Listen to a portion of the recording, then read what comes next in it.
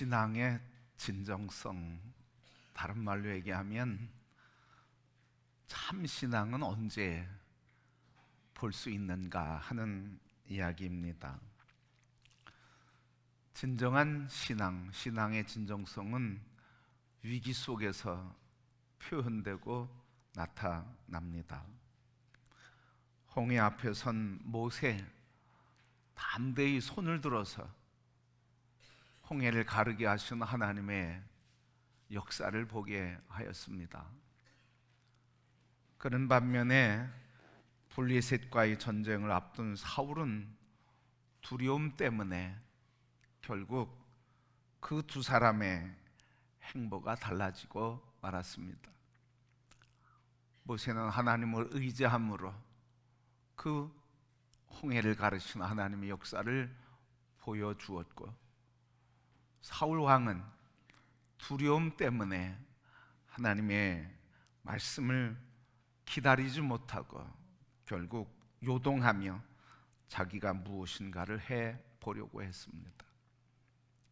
이렇게 믿음의 사람, 그 구별은 위기에 처해 있을 때 하나님을 바라보고 하나님을 의지하는가, 아니면 두려움과 떨림으로 요동하며 내가 무엇인가 길을 찾으려고 발버둥 치는가 하는 두 사이에 있습니다. 우리가 믿음의 진정성, 이런 위기 앞에 나타나는데, 성도들 위기 앞에서 병원에 입원하고 또 위기를 처한 그들을 만나면서 감사한 것은 위기 속에서도 요동치 않으며 하나님을 바라보는 모습을 볼 때 참 감동이 있고 또 은혜가 있고 감사합니다. 목사님, 하나님이 역사하시는 것을 느낍니다. 기도만 해주시면 됩니다. 바로 하나님을 바라보고 하나님의 역사하심을 신뢰하는 성도들의 고백을 들을 때, 그 위기 속에서도 하나님을 신뢰하는 고백을 들으면서 고백을 듣는 제가 감동이 되고 은혜가 되며 더 기도하게 됩니다. 성도 여러분, 믿음의 진정성, 위기 앞에 나타나는데, 오늘 다시 한번 나의 삶의 위기 앞에서 나는 어떤 믿음을 가져야 하는가, 현재 위기 속에서 나는 어떤 믿음으로 살아가고 있는가 한번 점검하며 다윗을 통해 주시는 믿음의 진정성을 다시 회복하는 시간이 되기를 바랍니다. 오늘 본문 다윗의 시입니다. 그가 처한 상황이 매우 긴박하고 고통스러운 상황에 직면해 있습니다.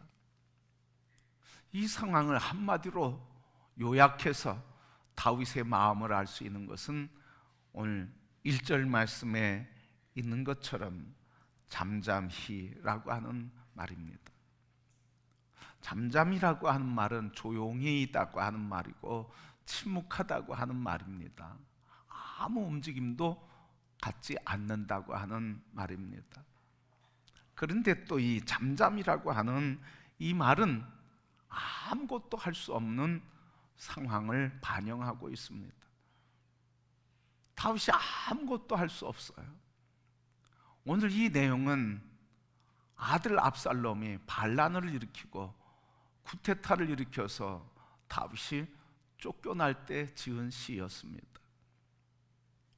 쫓겨날 때 그 아픔과 분노와 억울함과 슬픔과 고통이 그를 엄습해 있는데, 그 마음의 표현을 한마디로 한 게 잠잠히라고 하는 말입니다. 그 상황에서 다윗이 할 수 있는 게 아무것도 없었다는 말이에요. 무엇인가 좀 할 수 있으면 좋은데 할 수 있는 것이 없이 아무것도 할 수 없는 그 상황. 그래서 잠잠히라고 하는 표현은 조용히 하나님을 바라본다고 하는 의미도 있지만, 그러나 아무것도 할 수 없는 무능감과 절망감을 느끼는 의미도 갖고 있습니다. 다윗이 왜 이렇게 절망하고 있을까요? 그것은 바로 원수 압살롬에 대한 압살롬의 구테타였습니다. 이 구테타 속에서 다윗이 이 감정을 표현하는데, 오늘 말씀 보면 압살롬의 반란 그 속에서도 우리 일반인이라고 하면 분노하고 원망하고 복수심과 징벌에 가득 차서 징벌을 구하는 기도가 있을 텐데, 오늘 말씀에 보면 분노하거나 그리고 원망하거나 복수심이나 징벌을 구하는 기도는 아무것도 없습니다. 오히려 이 다윗은 하나님에 대한 확고한 신뢰를 갖고 하나님을 향해 신뢰할 것을 고백하며 백성들에게도 하나님을 바라보아라, 그가 소원이고 소망이고 그가 구원이라고 권면하고 있습니다. 왕위에서 쫓겨나고 슬픔과 고통 속에서, 부끄러움 속에서 얼굴을 가리고 도망했던 이 다윗, 그 상황에서 어떻게 이렇게 자기를 쫓아냈던 세력과 그 세력에 대해서 분노와 억울함을 표하지 않고 도리어 흔들림 없이 그렇게 잠잠히 하나님을 바라볼 수 있었을까요? 오늘 어떻게 이런 다윗의 고백이 있을 수 있겠냐 하는 말을 오늘 말씀해 보면 오직이라고 하는 말입니다. 오직 그만이 나의 반석, 나의 구원, 나의 요새시니 내가 크게 흔들리지 아니하리로다. 근데 이 오직이라고 하는 이 말은 1절 앞에 있는 말이에요. 그러니까 1절, 2절이 다 오직이라고 하는 말이 있는 거예요.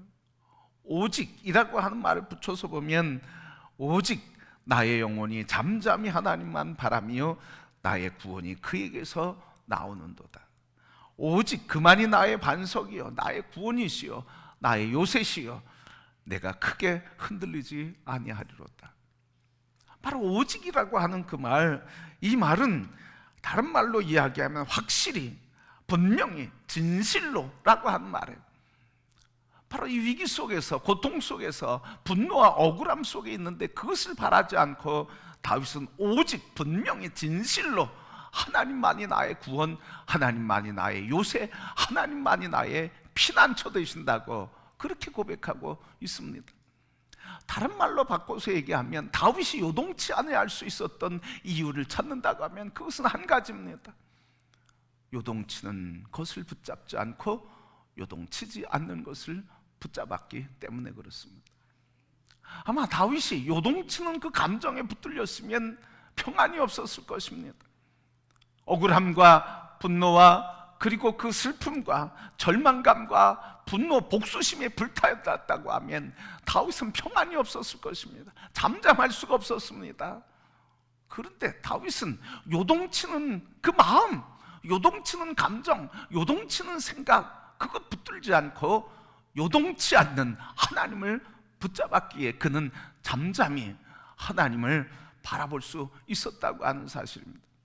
하나님을 바라본다고 하는 것, 잠잠히 하나님을 바라본다는 것, 그것은 하나님을 붙잡았다고 하는 말이요, 하나님과 하나 됐다고 하는 말입니다.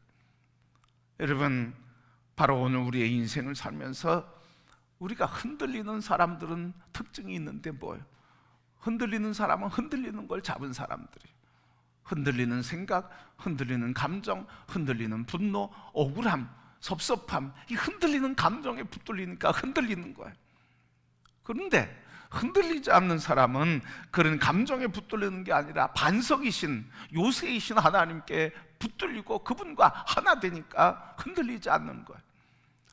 오늘 우리의 인생에 흔들리지 않는 그 반석이신 예수 그리스도, 우리 하나님을 붙잡을 때 우리에게는 어떤 상황에서도 흔들림 없는 삶을 살게 되는 줄 믿습니다.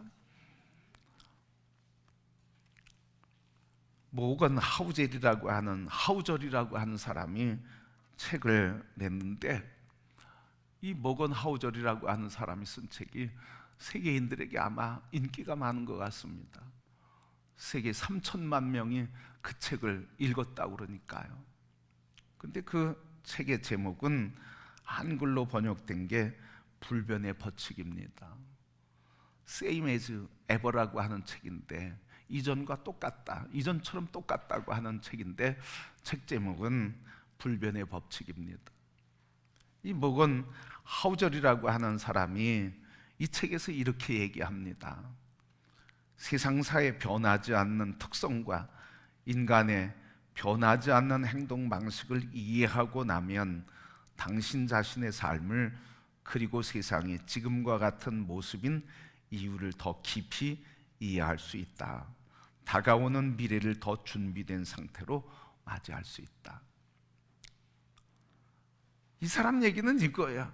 변하지 않는 특성과 인간의 변하는 특성들이 있는데, 변하지 않는 특성을 이해하면 미래를 준비하는데 더 지혜롭게 준비할 수 있다는 거예요. 인간에게 변하지 않는 특성이 있다는 거죠. 그래서 이 모건 하우절이 이 책을 쓰면서 기업에 대한 이야기를 합니다.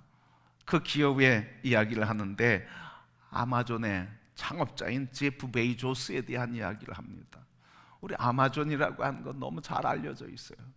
인터넷 판매 네트워크인데, 그 인터넷 판매 네트워크, 세계적인 네트워크죠.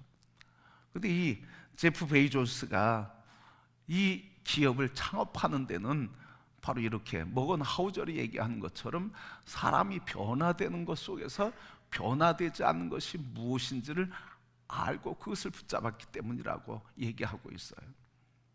그래서 이 아마존 창업자인 제프 베이조스가 이렇게 얘기합니다. 앞으로 10년 동안 무엇이 변할 것이냐는 질문을 자주 받습니다. 거기에 대해서 이렇게 얘기했습니다. 그런데 앞으로 10년 동안 변하지 않을 것은 무엇입니까? 라는 질문을 받는 경우는 거의 없습니다. 나는 사실 이 두 번째 질문이 더 중요하다고 생각합니다.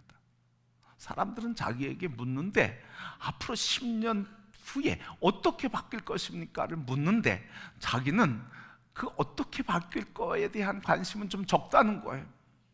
관심이 없지만 않지만 그것보다 더 관심 있는 것은 앞으로 10년이 지나도 변화되지 않을 것은 무엇입니까? 이렇게 묻는 사람은 적다는 거예요. 그래서 이 사람이 이야기하는데 변하지 않는 것은 매우 중요합니다. 그것을 알면 확신을 갖고 미래를 가늠할 수 있기 때문입니다. 저처럼 나는 저렴한 가격과 빠른 배송을 원하는 아마존 고객들의 욕구가 사라진 미래를 상상할 수 없습니다.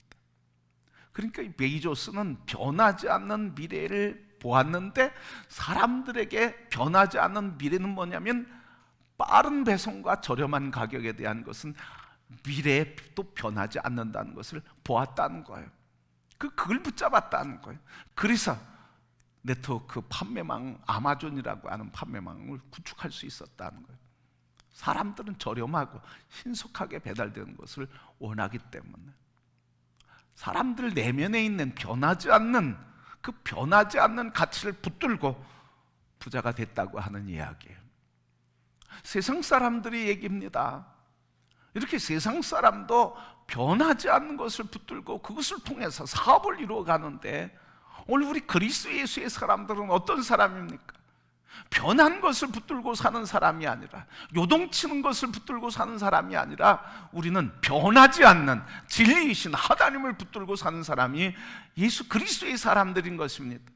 그렇게 오늘 우리 그리스도의 사람들은 요동치는 세상에서도 평강을 누릴 수 있는 이유가 바로 그렇습니다. 하나님이 구원이시고 요새이시고 반석이시기에 요동치는 인생의 문제 속에서도 하나님은 구원이시라고 흔들림 없이 평강을 누리며 안식을 누리며 구원의 기쁨과 확신 속에서 미래를 준비하고 미래를 바라보며 미래도 하나님이 구원하신다고 하는 믿음으로 담대히 살아갈 수 있다고 하는 사실입니다. 저는 이 책을 읽으면서 이 사람이야말로 믿음의 사람이구나, 흔들리지 않는 가치를 붙드는 사람, 이것이야말로 오늘 진정한 그리스도인이구나. 흔들리지 않는 가치는 무엇인가? 바로 예수 그리스도 우리 하나님이시다. 여러분, 이렇게 흔들리지 않는 가치이신 하나님을 붙잡게 될 때 우리는 흔들리는 세상 속에서도 안식과 평안과 구원의 감격 속에 살아갈 수 있게 된다고 하는 사실입니다. 그러기에 오늘 우리의 인생을 살면서 요동치는 세상 속에서 요동치는 거 붙들지 말고 그 속에서 주권자여 인도자 되신 하나님을 붙들고 흔들림 없는 하나님의 인도하심 가운데 살아가는 성도들이 되기를 주님의 이름으로 축복합니다. 흔들리는 사람은 흔들리는 걸 붙잡는 거예요. 대부분 보면 흔들리는 사람들은 자기의 생각을 붙잡아요. 자기의 감정을 붙잡아요.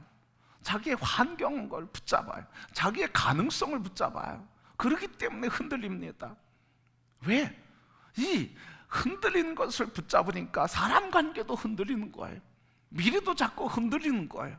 그러기에 오늘 우리의 흔들리는 사람이 아니라 흔들리지 않는 하나님을 붙잡는 성도가 되길 축복합니다. 그래서 다윗은 지금 왕에서 쫓겨나서 도망하고 있잖아요. 부끄러움 때문에, 수치심 때문에 어찌할 바 모르면서 도망하고 있잖아요. 그 도망 속에서도 나의 영혼아 잠잠히 하나님만 바라라. 그가 나의 구원, 나의 소망이시니 오직 하나님, 나의 구원, 나의 반석, 나의 피난처 되신 하나님만 바라라고 하나님 붙드니까 그는 미래에 대해서 담대해지는 거예요. 피난길에서 자기를 조롱하는 시므이가 있었습니다. 침을 뱉으면서 조롱합니다. 그 사람 측근 중에 측근이었습니다. 그랬더니 피난하면서 신하가 저를 죽일까요? 그러는데 다윗은 그렇지 않았어요. 그냥 살려놔라. 제가 하나님이 기뻐하셔서 내가 돌아오게 될 때 하나님이 저를 증거로 쓰실 것이다. 이 하나님 붙잡으니까 자기를 속이고 위선적이고 자기를 배반했던 이 시므이 가지고 그냥 내버려둬라. 하나님의 영광을 위해서 쓰실 것이라고 담대하고 평강을 누릴 수 있었습니다. 왜? 하나님 붙잡으시니까, 흔들리지 않는 주님 붙잡으니까 요동치 않고 감정에 휘몰리지 않고 내 생각에 휘몰리지 않고 하나님 붙잡은 그 손, 붙들린 그 손 인도하시는 그 길에서 평강을 누릴 수 있게 된 것입니다. 그래서 더 이 상황에서 더 확신에 찬 기도를 하는 거예요. 더 확신에 찬 고백을 하는 거예요. 더 확신에 차서 하나님을 찬양하고 하나님께 영광 돌리는 거예요. 그러게 성도 여러분, 흔들린 것 붙잡고 원망하거나 탓하거나 그리고 절망하거나 그렇게 하지 마시고 흔들리지 않는 하나님 붙잡으면 더 확신에 차서 기도하게 되고 고백하게 되고 찬양하고 하나님께 영광 돌리는 그 힘이 되시는 이 하나님만 붙드는 성도가 되기를 축복합니다. 바로 하나님은 어떤 분이십니까? 하나님은 흔들리지 않는 분이에요. 흔들림이 없으신 분이에요. 그의 뜻과 계획, 우리를 향하신 긍휼과 구원, 그리고 그 사랑과 권능과 능력에 있어서 흔들리지 않는 분이에요. 이 하나님 붙드는 성도가 되기를 축복합니다. 바닷물이 용솟음 칠지라도 하나님께서 그를 흔들리지 않게 지켜주시고, 땅이 꺼지고 폭풍과 불어도 지진이 일어나고 활화산이 솟아나도 하나님 흔들리지 않고 지켜주시는 하나님, 그분을 바라는 성도가 되기를 축복합니다. 그러면 하나님을 바라보는데 어떻게 바라봐야 할까? 오늘 다윗이 고백하는데 이렇게 고백하고 있습니다. 나의 영혼이 잠잠히 하나님만 바라며. 하나님을 어떻게 바라봐야 되는지 알려주는데 나의 영혼이 잠잠히 하나님을 바라며 그랬어요. 내가 하나님을 바라봅니다 그러지 않았어요. 나의 영혼이 잠잠히 하나님을 바라며 그렇게 얘기했습니다. 이 영혼이라고 하는 여기에서 쓴 말은 네페시라고 하는 말입니다. 바로 이 말은 목숨, 기력, 영혼, 그리고 마음, 성품, 그것을 다 포함되고 있는 말이에요. 그러니까 내가 하나님을 바라겠다 하는 의지, 그것만이 아니라는 거죠.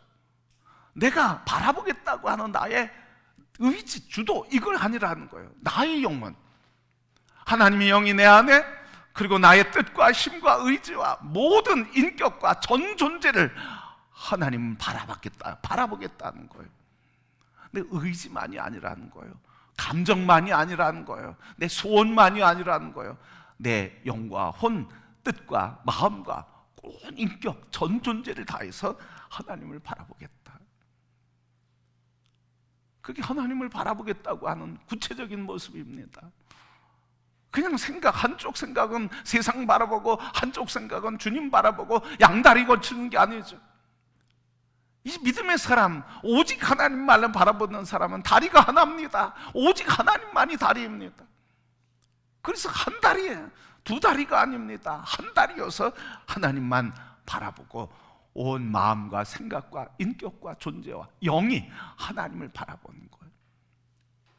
이게 바로 하나님을 바라보았던 다윗의 모습인 것입니다. 적당히 기도하고 적당히 신앙생활하고 적당히 봉사하고 적당히 예배하고 적당히가 아니란 말이죠. 하나님과 타협해서 이 정도면 신앙생활하는 것 같고 잘하는 것 같고 이 정도면 다른 사람 보기에 부끄럽지 않은 것 같고 그런 게 아니란 말이죠. 온 마음과 뜻과 그리고 마음과 생각, 인격과 존재를 다해서 주님을 바라보고, 그래서 바라본다는 건 뭐예요? 잠잠히 바라본다는 것은 내가 할 수 있는 것 아무것도 없습니다. 내가 할 수 있는 힘도 없습니다. 나를 지지하는 사람도 없습니다. 나를 도와줄 사람도 없습니다. 나를 지지하는 것, 나를 도와주는 것, 나의 힘이 되는 것 오직 하나님밖에 없습니다고 하는 이 가난한 마음 가지고 하나님을 조용히, 그리고 온 마음과 생각과 삶 전 존재가 주님을 바라보는 것, 이게 바로 하나님을 신뢰하는 자의 구체적인 모습입니다. 여러분, 두 마음 품는 것 능력이 없습니다. 두 다리 가지고 사는 것 하나님의 영광이 될 수 없습니다. 이 정도면이라고 하는 것 하나님의 능력을 경험할 수 없습니다. 오늘 나의 모든 존재, 나의 영혼이 주님을 바라보고 거기에서 주님이 주시는 위로와 구원과 평강과 승리의 삶이 우리의 것이 되는 것입니다. 오늘 다윗은 인생이 만난 풍랑 속에서도 나의 구원은 하나님께 있다고 나의 전 존재를 주님을 바라보며 집중하게 될 때, 그때 주님이 내 안에서 주시는 위로와 확신과 담대함으로 위기 속에서 더 감사와 찬송으로 기도하며 하나님의 영광을 나타내는 소망 안에 절망한 우리에게 위로와 소망을 주고 있습니다. 오늘 사랑하는 성도 여러분, 인생의 여정에서 우리 모든 영혼이 잠잠히 하나님만을 바라봄으로 요동치는 인생 속에서 하나님의 승리를 경험했던 다윗과 같이 우리의 삶에 승리케 하시는 은혜로 살아가는 복된 성도, 잠잠히 하나님을 바라봄으로 하나님의 은혜 안에 있는 삶이 되기를 주님의 이름으로 축복합니다.